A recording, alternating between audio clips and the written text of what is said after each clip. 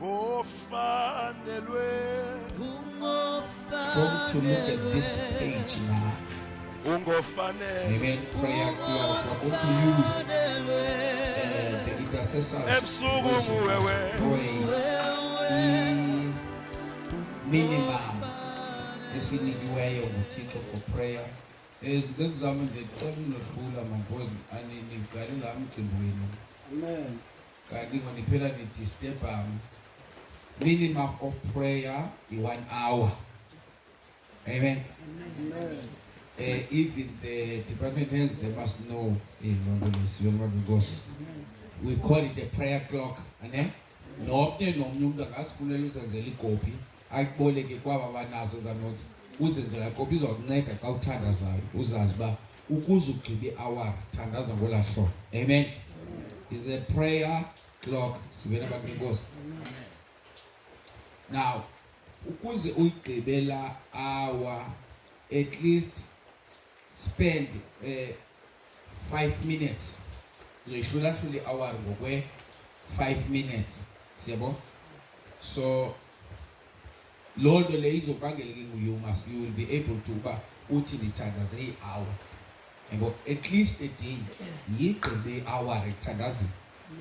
Yabona le nto. Xa uthandaza ungena guidance uzozuyinothise lo ba umthandazo uye akubhora. Uyadinga umthandazo. Qoba inyama nalamhla iyabo because uvela ungene ku-press buse umthondo sanje. Because uvela uthi ungene kula prayer. So uvela ungene ku-prayer iba ne-strategy of ba ndingayigqiba njani la hour sivele banenkosi.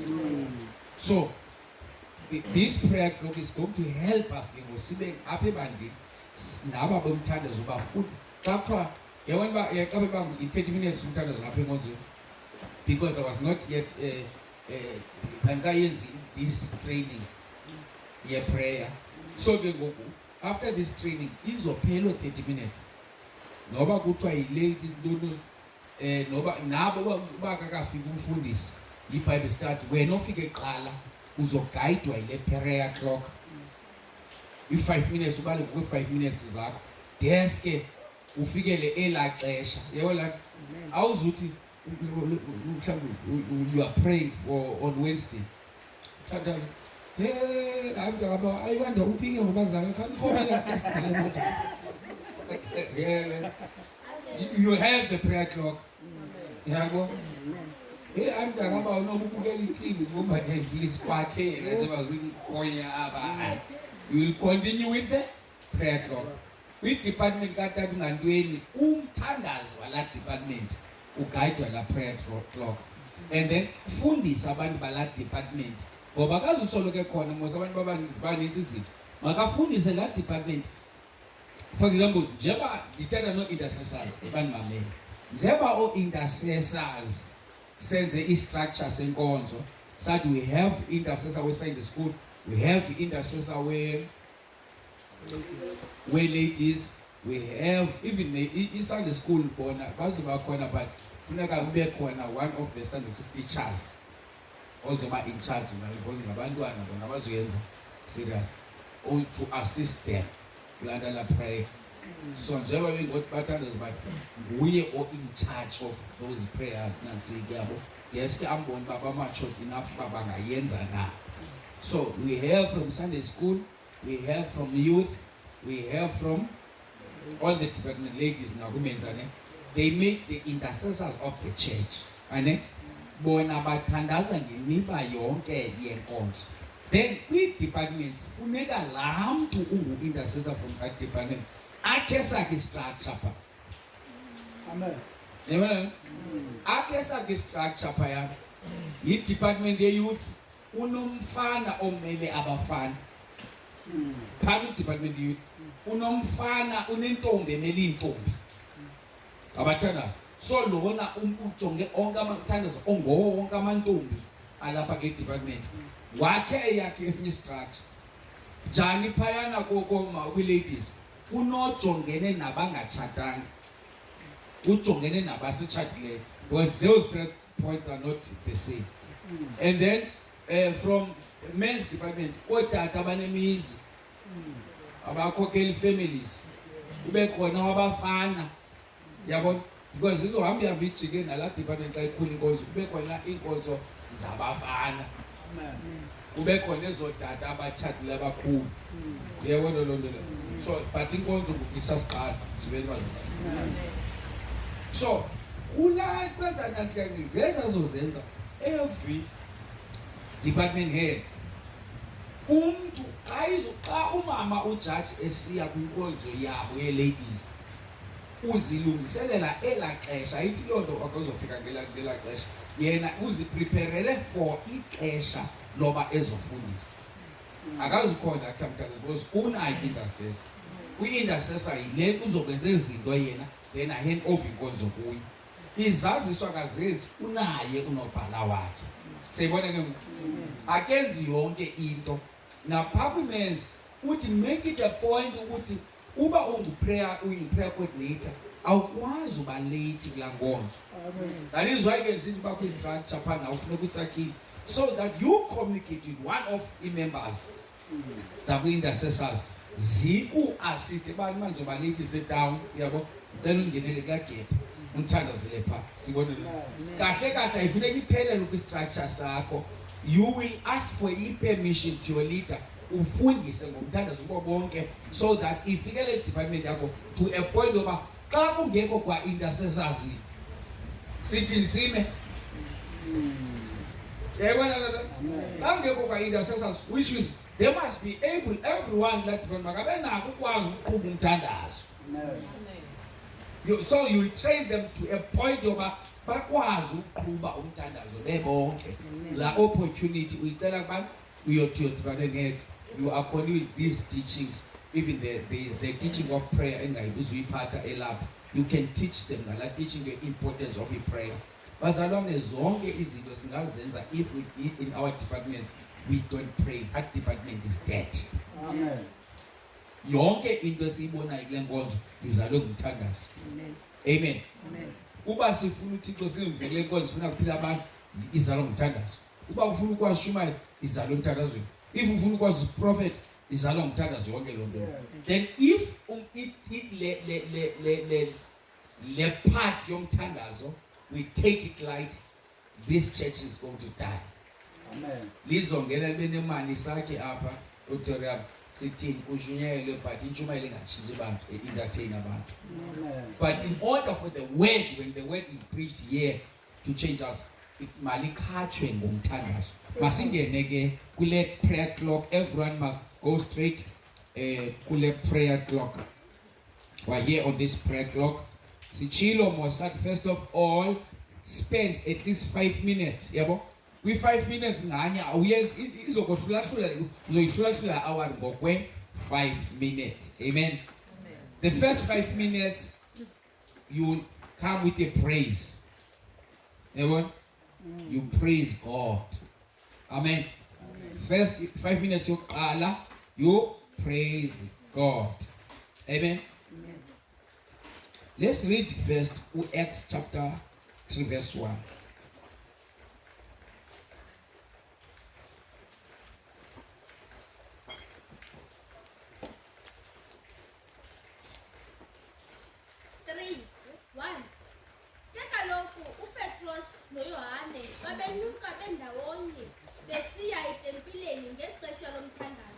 Babenyuka bendawonye besiya phi?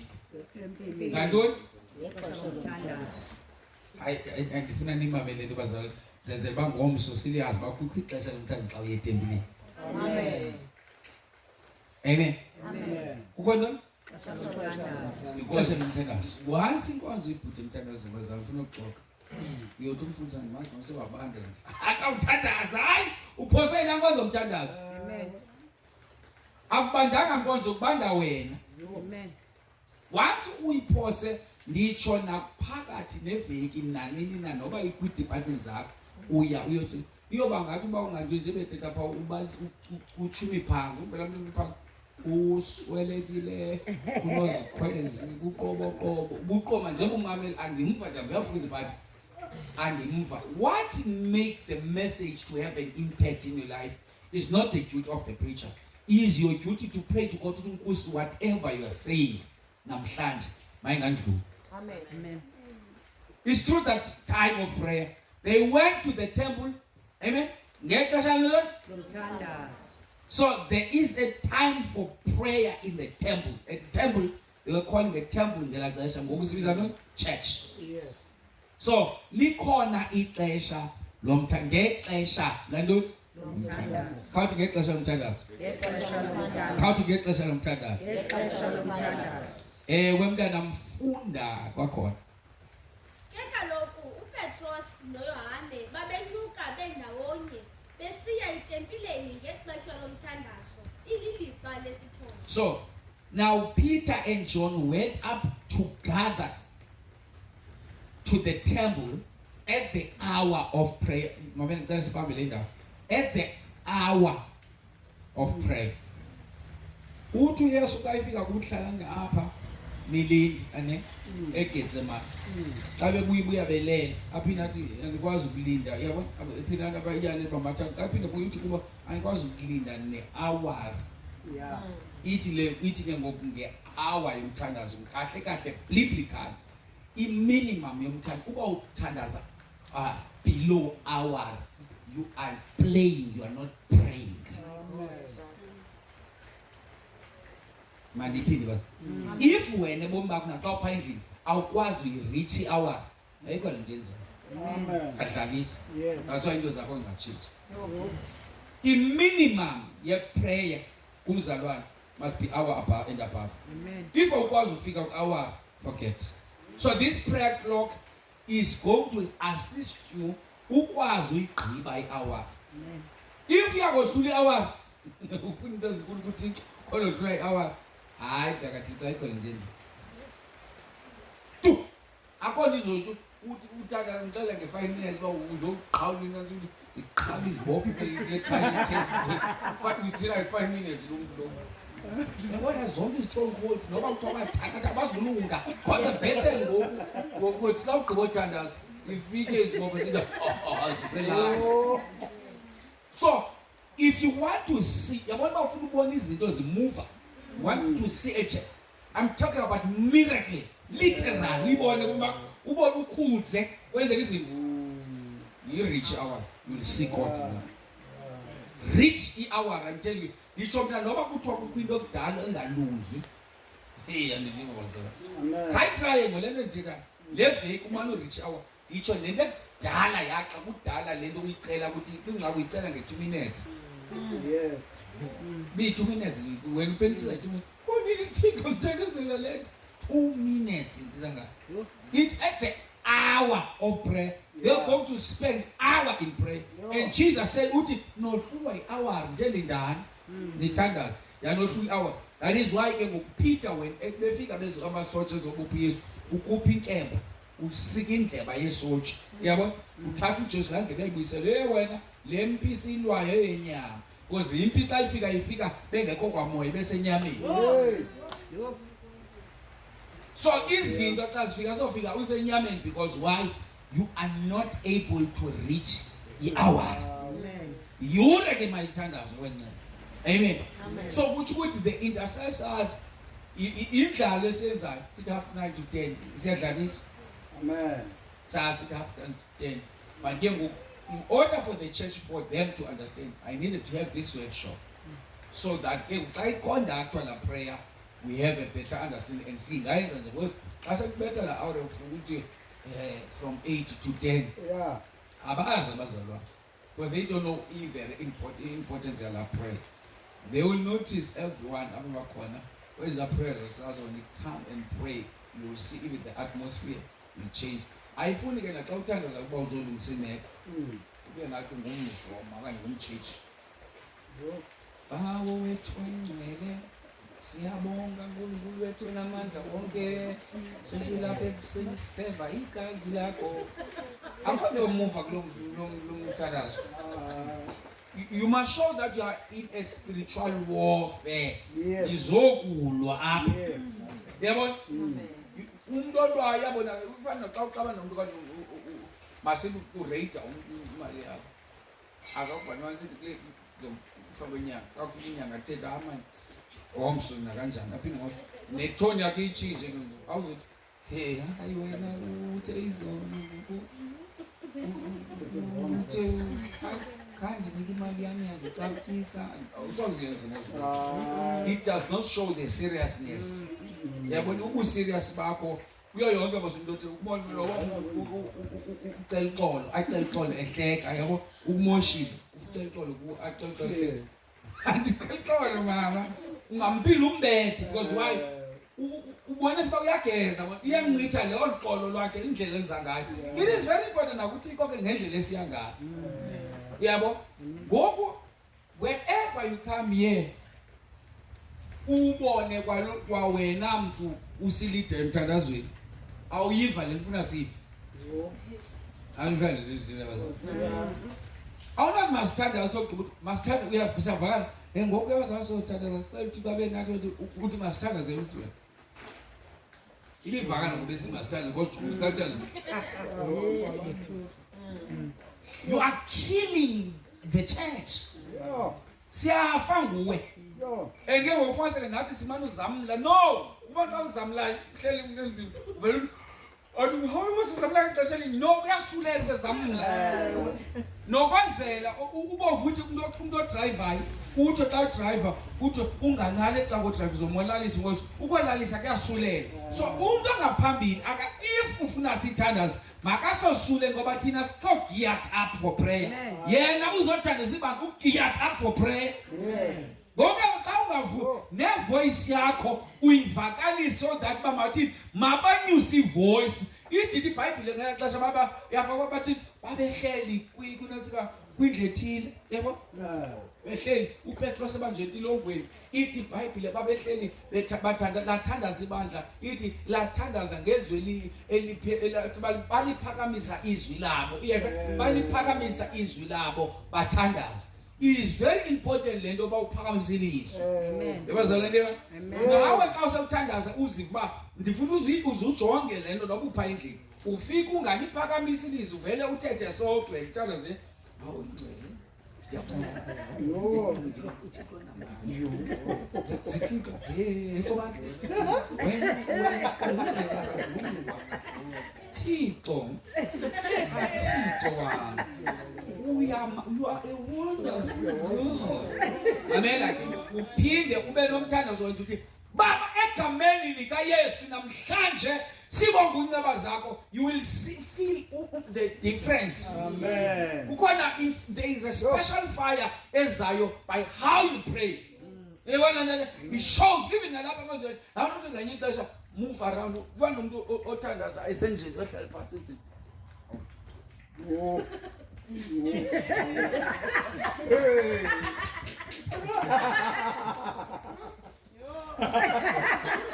But no that is moving around. You invite us. Move activated what you are doing. Now about move around. Wenzela ba unge ngoba a prayer is a place. Amen. Amen. Yes. You are going when you pray uyendaweni. And ke ngokuthandaza akufuneka uthandaze ungafiki kulo ndawo. Yes. Yeke ngo mawuva apha eBhayibhelini yakuthandaza isuswa zibe buhlungu. Uvumoya ukunto igqabhuze kwamoya. Awuyiboni but ngiyakholwa konke egqabhule kwamoya. Amen. Yebona nalo le? Amen. Bazala anyazi xa sogqabhuza into yabona. Anyazi xa sethi? Asogqabhuza into i-testimony iyanyanzeleka ukuthi ube nayo. In fact, when we pray, we're supposed to pray so that we are testifying every Sunday. Amen. Amen. Sithandaza sibe ngabathandazi to a point oba sikomba ixesha lijonga ubungqina kule nkonzo. Yes. Amen. Amen. Then once i-testimony inqabe uthi ukuthi kukhona apho kufaileka khona. Suppose ibandla likaMoya Ingcwele ibe libandla labantu abasoloko benobungqina. Amen. Amen. Amen. Siyedwa lenkosi. Yes. And ke ngoku lana xa ulambela umntana ngelinye ixesha uziphuma to different families. Abanye kumisebenzi. Sakuxoxa bazana not sonke sifumana quality time to pray at home. Amen. ayingaxoxi. Ewe. The reason sithi use elixesha fika endle exesha umntana kungoba siyazi ba endlini anali chance. Yebona lana ufika uthi sathi bakwethu kuthiwa hey imbiza wena manje. Imbiza umuntu ungathandazanga endlini. Imbiza sosigezela abawosilambile lapha. Uye ku workshop imini yonke awenza imbiza. Yona bawugcinile lambiza into ongayothandaza umqoba jona asekho semoyeni. Awusathandazi.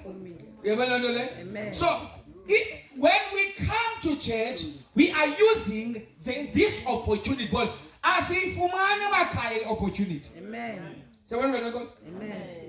Umuntu ofumana opportunity yokuthandaza kakhe ngumuntu osindile ohlala yedwa. Yabona. Wonwaba because nasezindlini uthi usithi bayindlini uqoma hey apha akukho nendawo nothandazela kuyo. Apha kulelo kule room kuyo nakuba kuyakulelwe asedani ngokubukela iTV. Awukwazi uyafuna uthandaza ngoba because nakuba umuntu ophaye roomini phaye umhlaba ezifunda incwadi yakhe ukwayinole ngeyixesha umthazi imeko zakho ukuthi uqoma hey usetho longa yabo because umizodlala apha yabo okay sadala lona uqoni ubone kanti akakhuzanga lenza lithenda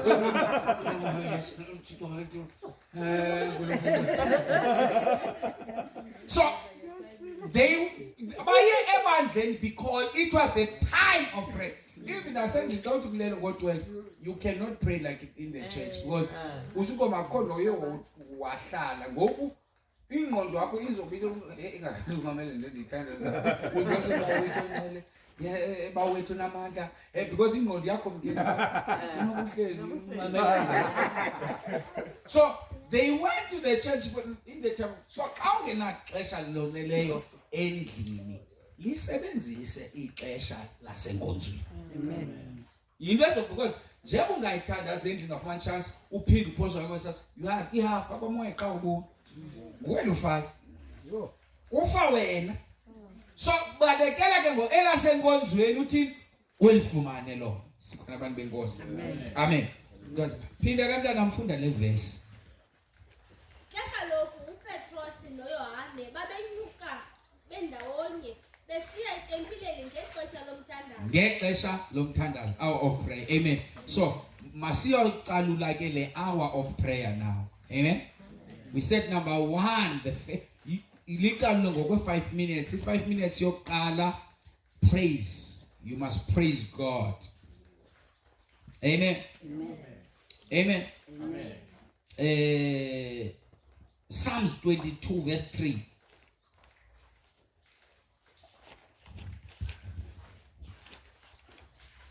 Ndana uyichithile leti apha. Ezigaba izinto ezifana zisuka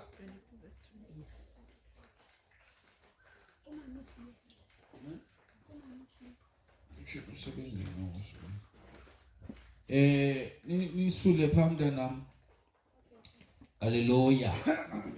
Amen. Neswekira ivakale. Ngathi lena rida enzelwa ukukhusela. Funda mntanami kaloku sifuna uhamba apha. Ungcwele ke wena, unguluhlala esindumisweni sakwaSirayeli. Disipline 1. Ungcwele ke wena ungulotheni? Amen. You praise God. Yabona lanto awuceli into pha. Ayikokucela ukya. Ungcwele ke wena ungulohlala esindumisweni sikaSirayeli. That's praise. Amen. That's the first 5 minutes. We'll praise God. And when you lead the intercession, what you are going to praise God, there's no need for you to read all those verses. But you can use the one verse. Psalms 22, and then let us praise Him. La prayer we don't ask.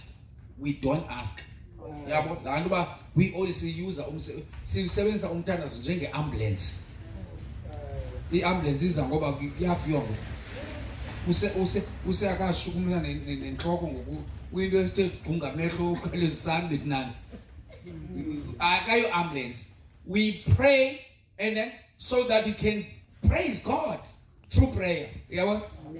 And then yonke imithandazo praise God uyingcwele uphakeme ndiyabulela ngoba undalile. Thank you for this day. It's only for 5 minutes. You are praising God. Awumceli ngela xesha.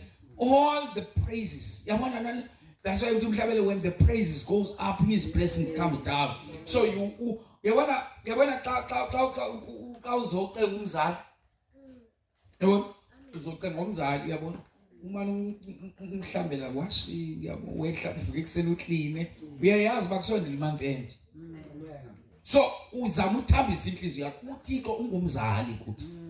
So the way we treat abazali bethu ungiyangani ngolahlo avweza zincomo unguThixo omkhulu. Hayi lento hayi uNkulunkulu enose ndife kule meko enkulu. Yewe nikhona abazanyana imithandazo ubone ba hayi nose ndife kule meko enkulu uNkulunkulu. Ungasikundithathe nje. Akuthathe njani uNkulunkulu? Ngoxa about uhamba uthi yini somanje ngiyeke. Amen. So we start with the praise. Amen. Hebrews 13 verse 15.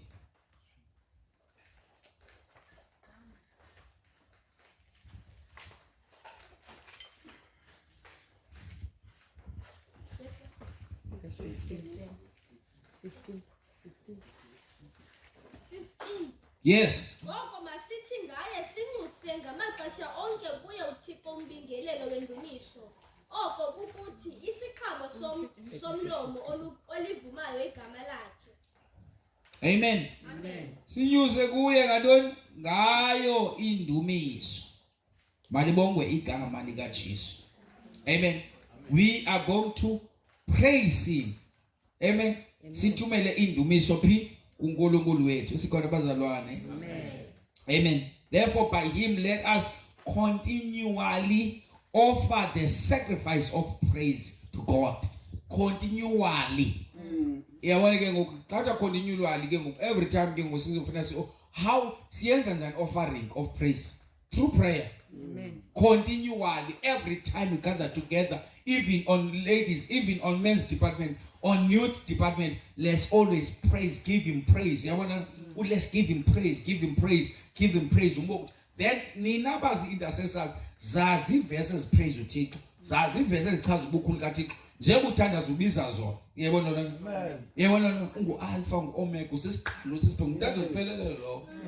Yabona wena wadala izulu nomhlaba, those are praises. Igolide nesilver uthe yakho awucela xa uyapraise xa unguThixo ongaxakwayo akho simo sixakayo uqala uyagqibela. Amen. Uyabona lonto le? Sifike kuwe asinikeza ubomi siyabulela ngenceba zakho amandla akho ayamangalisa. Amen. Those are the praises. That is a 5 minutes. Yabo? That's 5 minutes yokuqala, ane? Let's make 10 minutes ke ngoku. 10 minutes. Another second 5 minutes forgiveness. Benditheni kuwe ndathi umzali uyamthini uyamqhatha xa utargete into. Yabo? Because kukhona itarget, khona lento ufuna uyenza. Yabona nene? Amen. Umqhathe uthi mamam mamam athi yolande kumama ke mzali ya unamaqhinga ya omzali ke unjike namzali yewena kukhona lento atargete kuyo. Amen. Athi mama ke uyolanda ana unamaqhinga athi uyolanda phethe gift bag athi dlanga namaqhinga athi uyenza lento yolanda athi chomi ambeke pha ubona sithi uyandicapisa yolanda uyayenza. Why? Because ukwazile ukwenza the praises. Yabo wa offer continuously ane wathumela indumiso. Now ke ngimpangela ngoku noba uyayithatha igift imgqibile. Athi azibone senze into bezixela soza yenza. Siyabona lonto le because we want forgiveness with 50 seconds for if nansika 5 minutes. 5 minutes we praise him. The second 5 minutes we want to forgiveness because kaloku in the Bible uThixo akaweva umthandazo womoya. Amen. Amen. Sivele bantu. Amen. So the first one ke bazalwane laying number 1 begin all prayer with praise. Every time you pray Iqale umthandazo with ipraise. Yo mntanami, le flask le eyamawele ayi4. Ayo flask litank. Ungawina lo nto hayi ibhaket ayinkulu man. Hey. Begin all prayer with praise. Praise esteems God for greatness. Amen. Imbangela uThixo anze into ezinkulu. If you want God to do great things in your life, praise him. Amen. The second one gave of forgiveness. Matthew 6 verse 14 and 15 and 15. Amen.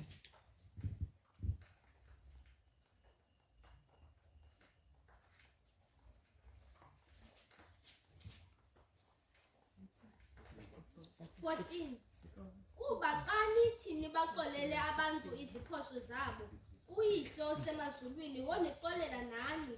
15.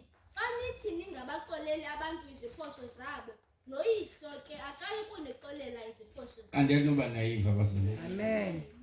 Nayibona ba ezinye izinto that ezithi hinder us. Yabona ba umthandazo la hour into ezinto zikhaverisha. You will be able now ke ngoku every time umthandazo uzazi ba nazi ezinye izinto ezibangela ba ndinga umthandazo wami ingaphenduli. Amen. Amen. Funda kwakhona mntanami.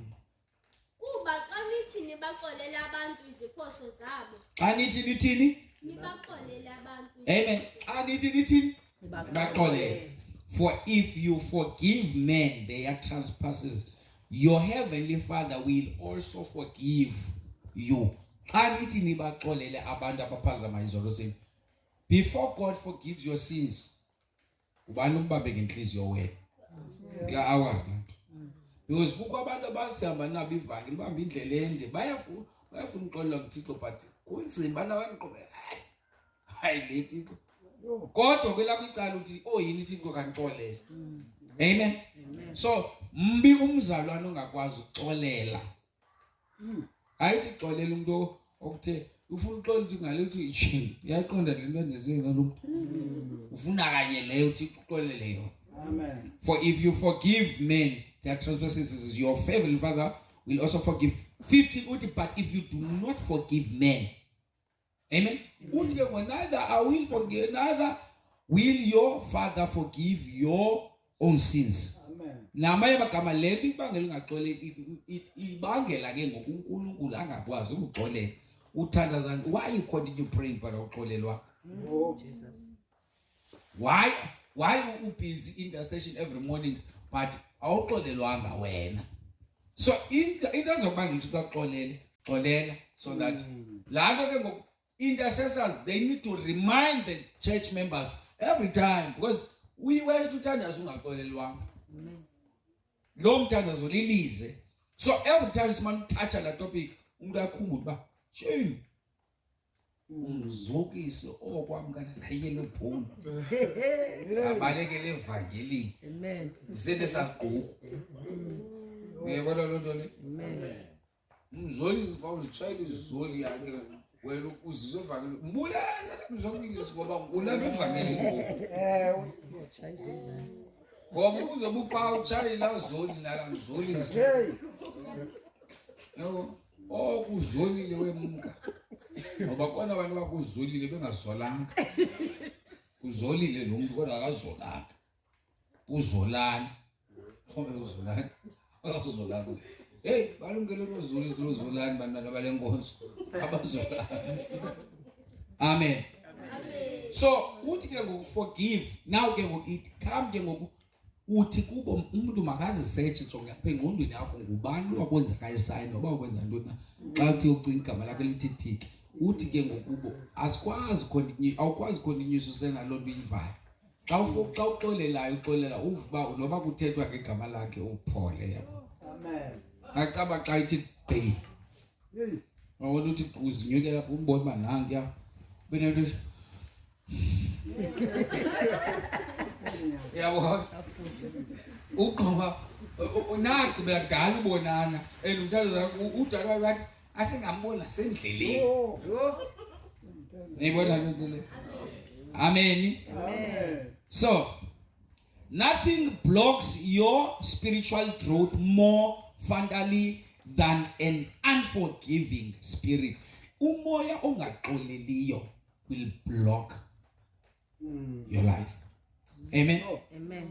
Uzozibangela ungakhuli progress spiritually. Awuzuba nankqubela. Uqaphela ba kutheni abanye bekhule enkonzweni nangakhulu nokungabhabhizwa amandla moyingcwele ikwayiyo nale blocker. Yabona ba kudelay lamntu ukwenile kudelaya wena ngoku awukwazi ukukhula kwezakamoya because wena ulapha enkonzweni unalani ba zandi menze into ndinesizathu soba ndibenje akajonga isizathu uThixo ujonge isizathu salento azoyenza kuba nam ndinesizathu soba ndingaxoleli unesizathu nayo uThixo angasixoleli kwathina njengoba ulapho uzinsiwe izinto uthi ukuthi izinto ozenzileyo wena ndinesizathu nami noba ngaxoleli xa kucala uba kunzima umxolela lo nami undikhumbuza uba nami kunzima ndikuxolele but I choose to forgive you. Amen. So how can ufune mina ndenze into ongakwazi uyenza? Amen. Amen. Sivele bantu benkosi. Yes. Number 3 siya kuntoni ngoko 15 minutes confession.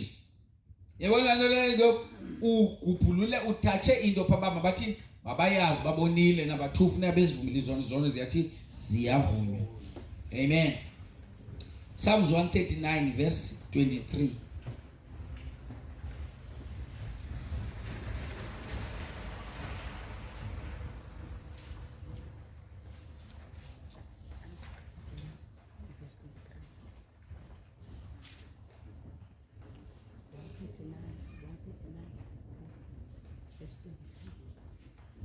Search me, O God, and know my heart.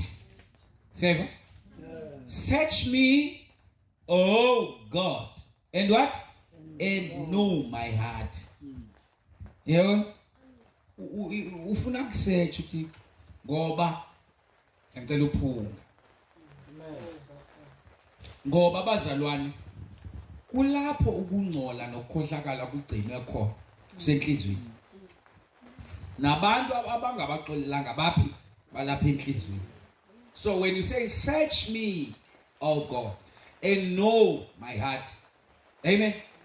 Inhliziyo yakho mayiqhelane noThixo enzela ingaqhelani nabantu abakonileyo. Umuntu akone xa ubeqombe lo mntu yamona but ngathi ndiya waste. Because inhliziyo yakho awuyiniki nabani na. Amen. Amen. Iqhelene nabantu noThixo. Funda abantu mntanami. Ndigoca-goce. Yabona? Amagumbi onke enhliziyo. Ewe. Uyazi into bazalwane inhliziyo yami. Amen. Ehe. Try me and know my anxieties. Amen. Ndicikide ndihlole wazi nento endiyicingayo. Because yonke into yabazalwane njengoba silapha njengoba ngitela ngokuxolelo kukhona into esedala kwabanye bidlala engqondo zabo. Amen. Njengoba lapha Yes. ikwazile la nto la system ezothi baxolela saba recorded sadlala into engqondo zabo. Now uThixo ke ngokuchitha through his word so that ayazi ba yintoni leyisini because ixesha ungena apho ungayicingile ba yasesimkhumbula ngikhumbuzana le ibawelo le7 kanje nentanyeni ndikhumbuze ngalomntu oqoma yabona ngani ibawelo umsula ngemela kanjani yo man ngitheni ikhumbuze lonto because ilizwi liyacikida because ngenye ixesha nawe xa ingathethwa ngalo awuyiqapheli ba kanene ukho lo muntu ngekuxolile ithe yothetho wakhumbula yebo lo ungabungena apho uthe uze mnansi ngokucingane naleni bafuna umuntu othi ufuna but ithe yophathwa wacinga madoda. Amen. Kunzima ukholwa. Yebo kunzima ukholwa ngoba ngexesha mina into ndiyayibawela ke ndibeke lebhatyi yami yokholwa ecaleni ndimvuthulo ngomvempapha ingathi ukuthi kwabantu abathi ngathi ungcoho ngaphakathi abaxoli na ukuthi ngco kwakho ngaphakathi is when God is removing la nto yatyalwayo neengcambuzayo. Xa seyikhutshwa neengcambuzayo uthi ngco ngaphakathi because okwakuthi ngco ngaphakathi akoneli uqonga thina akadumbanga man. Yabona basombethe ngibamkhoma kuthena akadumba. Yona ufuna because awone Hey. ngaphendula lutho ngoba awone. Yabona le. Albert iParrot kwadinwa thina edubini. Awone nanloxoxeni. Ngaqala ubona mina uba umuntu uyakwazi ubethwa zichamela. Yo. Awone. Yabona le. But when God is removing that unforgiveness in your heart, ukhupha la pain icaused ngilamuntu kuwe akuphilisa. Ilula bayiphume when you forgive that person. Once you uxolela umuntu, God is going to deal with your heart. Amen. Yabona ke bazama. Yes. That nantsika ne 2014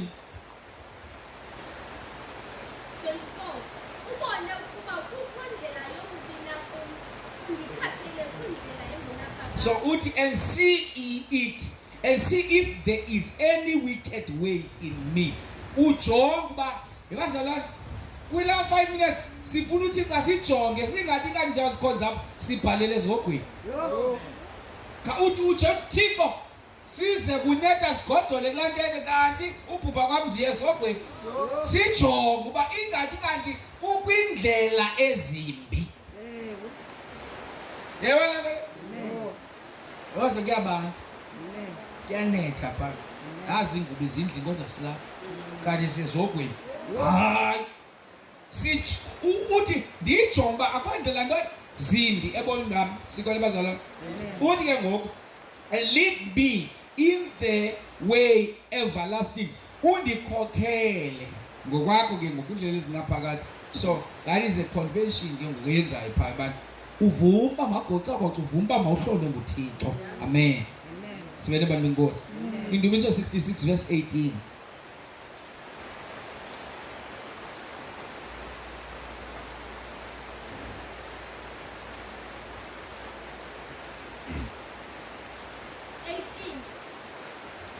Ukuba bendisekeleze ukuthinta ngenhliziyo yam, inkosi yam ibingayikhuphula kuyo.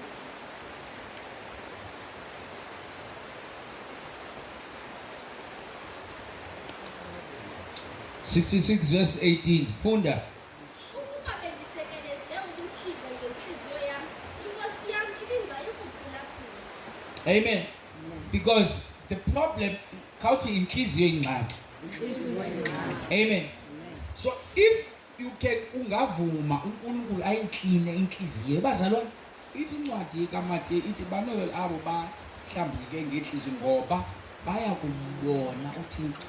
Soze umbone uThixo inhliziyo engahlambukanga.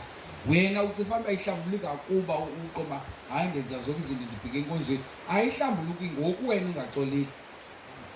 Amen. Ayihlambulukanga lo nhliziyo. Yo. Inhliziyo engaxoleliyo yasoloko ikhumbula into awuyenziwe ngoko engathi idlule ayimuvi. Amen. Ayihlambulukanga lo nhliziyo. Engawuzumbona uThixo ngelitsho. Cha uzoba ngabakhaphi aloko emtshado ufuna kube khona abakhaphi. Yo. Abajadi bona. Cha bobethi istepa. Funa bekhona abakhaphi. So ulumki kanti kanti nje lapha ebandleni awunguyi makoti wena ungumkhaphi. Where's your most spice steps? So bakhona abakhaphi. Yes. Amen. Amen. So the reason we confess, we do confession, if we hide sin. So if you hide sin in your heart, God will not hear you. Uba uyasifihla isono enhliziyweni yakho, uThixo akazukumamela lo mthandazo. Amen. Amen. Number 4, petition. James 4 verse 2 uyotsho ku-3.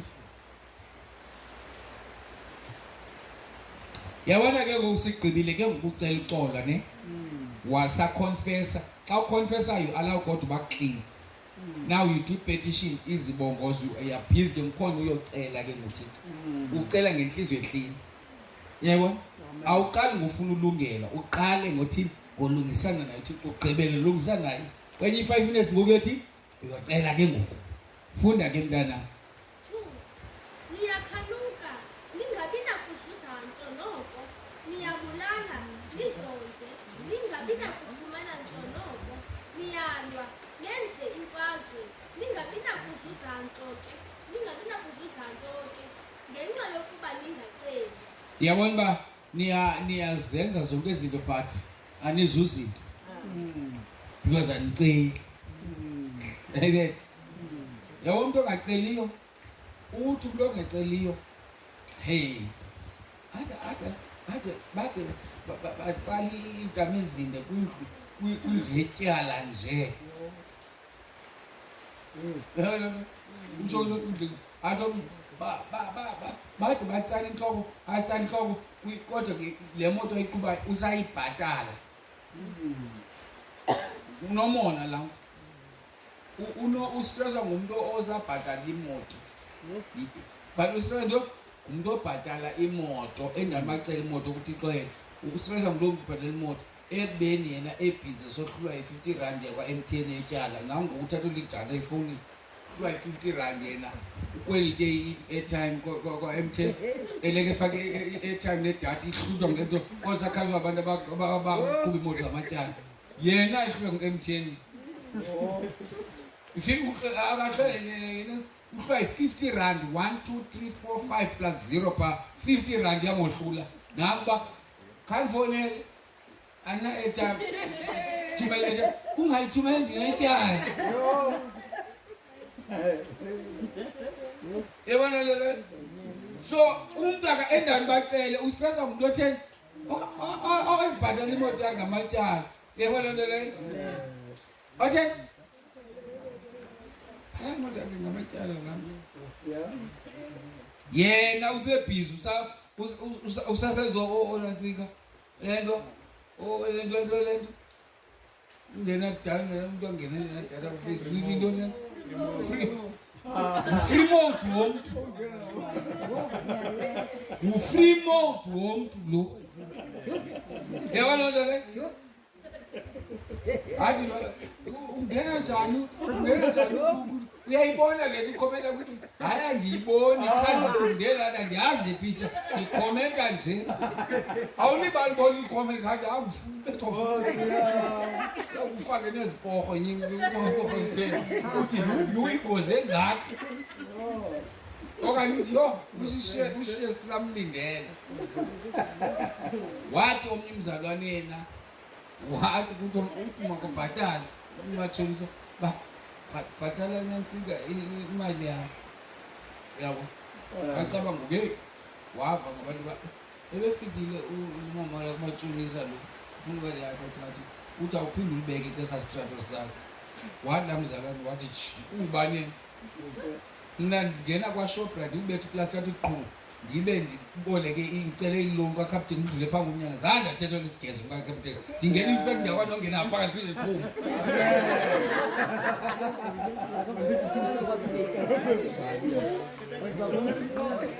Amen.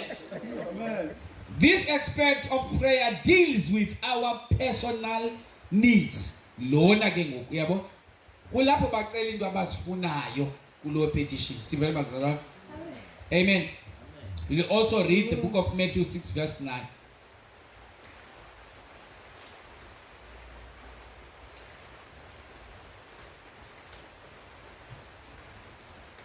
Amen.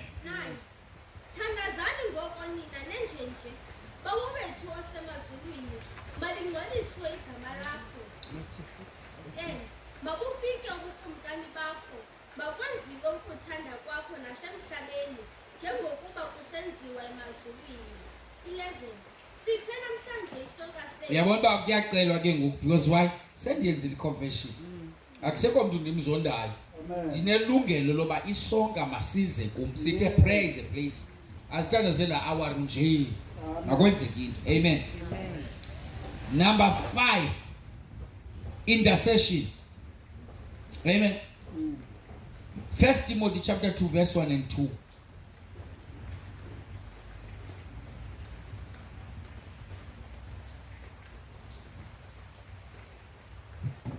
Funda mntanami.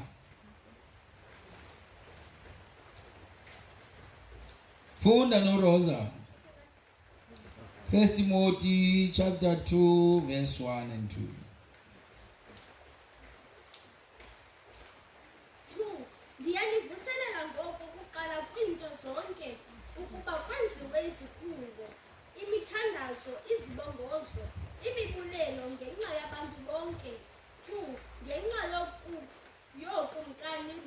bonke abasekongameni ukuze sihlale ngokonwaba nangokuzola sinokuxolela uThixo nokundileka konke.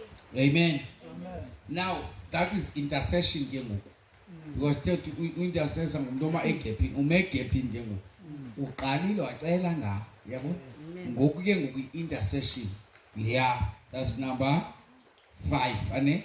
Uthandaza ngokumkani, which is president of the country. Ithi kuze sikwazi uhlala ngokuphola. Xa ingathandazela basiphuli. Amen. Asipholi ngabani?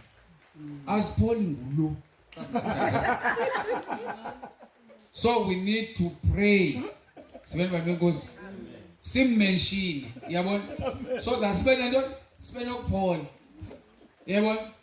Sithi bawo khawuncede. Angacima umbane sinemvuseli leviki. Uncede Nkosi yami. Basebenzile abafana. Basebenzile abafana. Nekiss batona mazi. Lani mfolo. Nekiss batona. Amen. So you pray for the leaders, you pray for the leaders of the church, spiritual leaders, the pastor, yabo. Onathi nomthetho xa nomfuzi xa engathandazelwa wenza inhloko. Hey. Yabona? Hayi ke nothi mina. Amen. Hallelujah. Amen. So umfuzi ongathandazelwa wenza ntoni? Uyabona la? Ndithi ndikubiza pha. Kanti njengoba ndingapha kwentendulo lapha phakathi, ndibize ngizi Bani yabo namhla ube kanti andikuboni mina.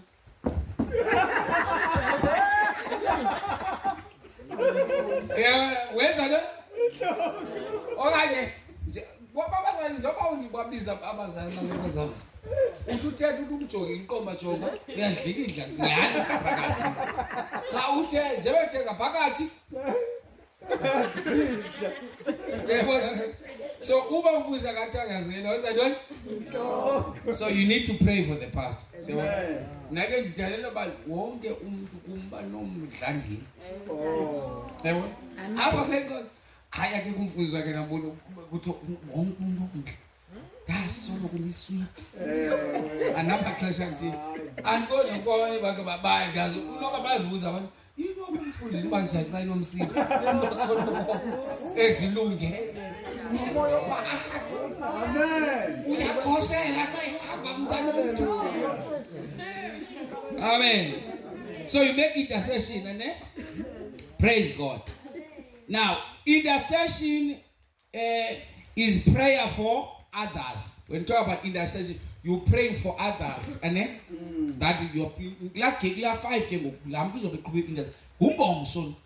Sas uzobe ke ngoku ethandazela abantu ibandla, ethandazela uhulumende osiphethe, yabo, ethandazela icouncil. Amen. Zizinto all the leader ufundisa leadership yenkonzo. Yabona nto le? Because if I call right leadership yenkonzo ngeke kube right ebandleni. Xa ingabambenanga leadership. Yes. Angeke kubekho into right ebandleni. Praying for the unity in the leadership. Department heads. Yabo, they are praying for the church ibandla. Intercession you are praying for others. Amen. Number 6. Read the Bible. Ane? Now, ubeli xesha ngapha uzofunda iverse for 5 minutes. You spend that 5 minutes you are reading the word. Amen. Amen. So, nazi a verse is called a prayer clock, you'll read it at home. Ane? Read the Bible during prayer. The word is enlightening to the eyes. Amen. Lado iti umzekelo, if you open Psalms 23, ufunda ibhayibheli njalo uthandazwa uyehova ngamalusi wami niswele nansi ibhayibheli.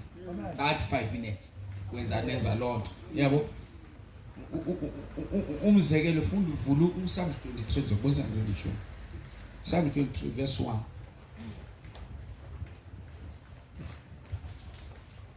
Enye 5 minutes ke ngiyaya. Nazi iverses khona eziphayana, uyabo? Omnye umzekelo uthi nina notyhila iverse ethile, nina notyhila iverse ethile, badrupishe nina notyhila iverse ethile. Wonke umuntu aphathe iBhayibheli yakhe. But ke I'll make it just an example because mina ndiseklasini ngoku for into ezokwenza. Amen. Amen. Nimfumene bani? Amen. Jonga lento sizonenzela umzekelo. senibone njengoba xa seniqhubeza prayers naphakathi evekini uyabona naphina nakuza department zethu there must be a time of opening the verse umzekelo ndinathi apha nje ufunda a 5 minutes bagqiba uthandaza bagqiba ukwenza intercession for other then uthi ngoku we are going to pray sizothandaza asathi ngokubancede Thixo bani ngoku you are praying the scripture. Amen. Ngiva le nto ethile. Amen. Because xa usithi uthandaza uRamaphosa uthi kwamnceda akho ngibhalo Ramaphosa. But ke ngoku xa uzothandaza izuthi the Lord, Psalm 23 verse 1, the Lord is my shepherd, I shall not want. Yabona? Psalm 23 verse 1, the Lord is my shepherd, I shall not. Inamandla. Nasengiyenza. You are praying ngesa scripture ngoku uyasifunda njengoba lapha enkonzweni la muntu leader uthi check wena funda iscripture wena opela kwesithini noba ipilo version kuyo usifunda nje uthi Psalms 23 the Lord is my shepherd I shall not want. Njengoba manje usiphinda uthi ujike uthi I shall not want mina akho nto ndizoyidinga the Lord yabona ngosewuthandaza. Amen. That is how you use ke ngoku uthandaza ngokwelizwi. Amen. Yabo any verse ininzi ki verse apha yabona ethi nzonenze ezinye Deuteronomy 28 so ngizokwenza umsila ngizokwenza inhloko ungabi ngumsila you can repeat that verse and ukuba ngumsila and ukuboleka kuzobolekwa kumi yabona uNkulunkulu uzondisikelela ngena ndiphuma you are reading the scripture njengoba usireader iba khona into enamandla eyenzeke. Amen. Amen. Amen. Number 7 meditation. Amen. Now take time to think on these things. God will open your understanding. They must take down but meditate again. To meditate ukuba ucinge ngezi verses. Amen. Another 5 minutes. You give them time to meditate. It's like meditation. But they focus their mind ibe glued to the presence that is in the house. For 5 minutes. Benza ntoni meditation. Umuntu ujongene nazo iverses zikhona ezikhoyo phayana kula prayer clock. Umuntu ujongene ntoni neverses zakhe. Can sit down ungena bakulo konto for 5 minutes. Akho nomntana. We are very strict kwela xesha. Sifuna umuntu otshiswa umchamo, ukudlulela xesha meditation uyazichamela. Amen. Amen. Ixesha le meditation. Yeah. Amen. Amen. And then thanksgiving. Philippians 4 verse 6 is imibulelo. 4:6.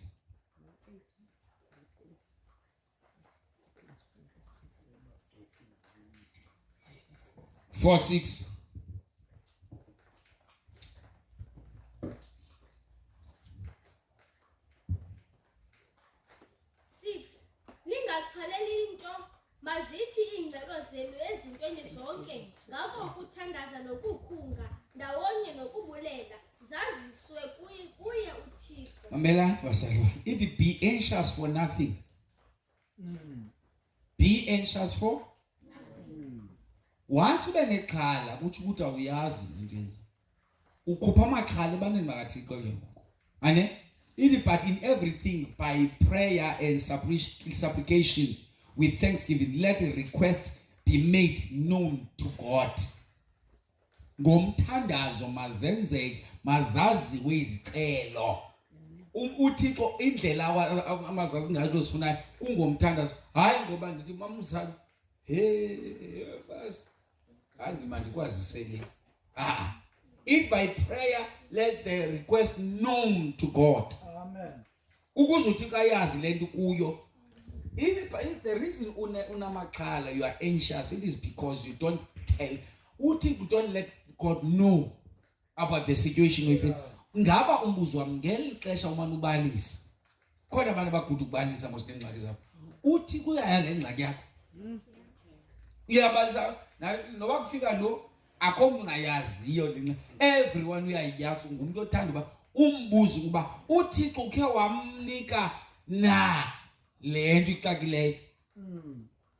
Eke ngabantu be prayer clock soze bave bethela ngento zawo ubava bengqina bathi bendike ngahlanga benika imeko enje nothuka hayibo akazithethi izinto uyayazi prayer clock. Amen. Amen. Uyayazi ba ingxaki zakho sisapha. Amen. So, Thanksgiving, ane? Number 9, the word of God. Amen. So, personally apply out loud. Amen. The precepts of the Bible. You are shouting up there with all those verses. You won't get understood.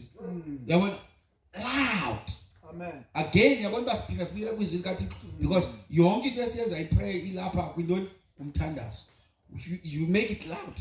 Amen. Egameni lika Jesu waseNazareth, quote all the scriptures. That's why in ingqondo yakho si meditate lezi ube umuntu ozazi iverse baneverse ozazi ngenxa. One of ezinisani kulapho uzobuza ibandla ngamnye umuntu ngamnye ephi verse uyifunde ngomvulo ephi uyifunde ngwesibili. Yabo, you can read the only one same verse the whole week until ingene.